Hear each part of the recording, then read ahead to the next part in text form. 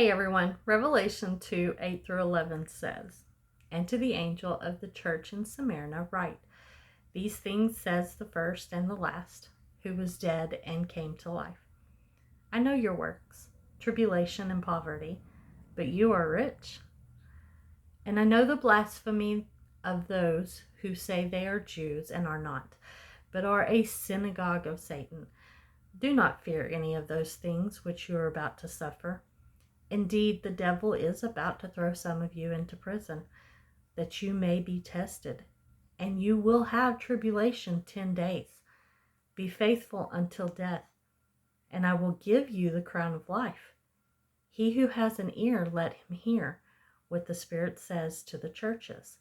He who overcomes shall not be hurt by the second death." Listen, historically, Smyrna was also a seaport about 35 miles north of Ephesus. This city consisted of a large population of Romans, a large population of Jews who did not believe Jesus was the Messiah, and a small population of true believers in Jesus Christ who belonged to the church of Smyrna.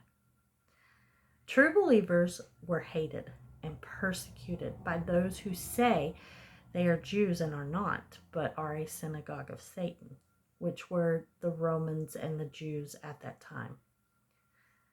True believers in Smyrna faced tribulations, poverty, and persecutions daily. Christ was encouraging and warning the true believers at that time that suffering, prison, and tribulation of 10 days was coming. He encouraged them to not fear, but to be faithful until death. Some died during these tribulations. Some survived. This is not the Great Tribulation.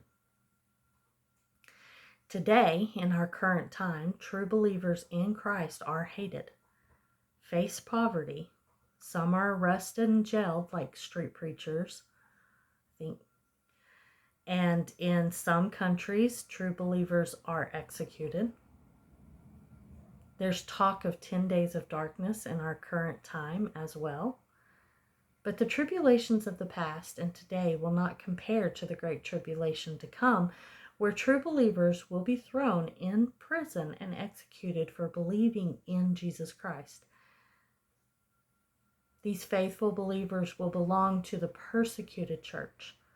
Unbelievers will not be part of the persecuted church because it's obvious that it takes belief in Jesus Christ. And not all true believers will be a part of this church, only those who are persecuted.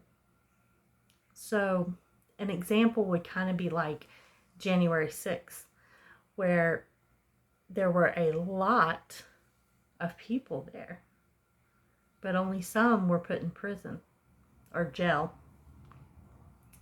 Not everybody was. So notice Christ did not rebuke the church in Smyrna in any way. He tells them that they will receive the crown of life and will not be touched by the second death, which is the lake of fire at the great white throne judgment. Listen to what Jesus says in Matthew 5, 3 through 12. "Blessed are the poor in spirit, for theirs is the kingdom of heaven. Blessed are those who mourn, for they shall be comforted. Blessed are the meek, for they shall inherit the earth. Blessed are those who hunger and thirst for righteousness, for they shall be filled. Blessed are the merciful, for they shall obtain mercy." "Blessed are the pure in heart, for they shall see God. Blessed are the peacemakers, for they shall be called sons of God. Blessed are those who are persecuted for righteousness' sake, for theirs is the kingdom of heaven.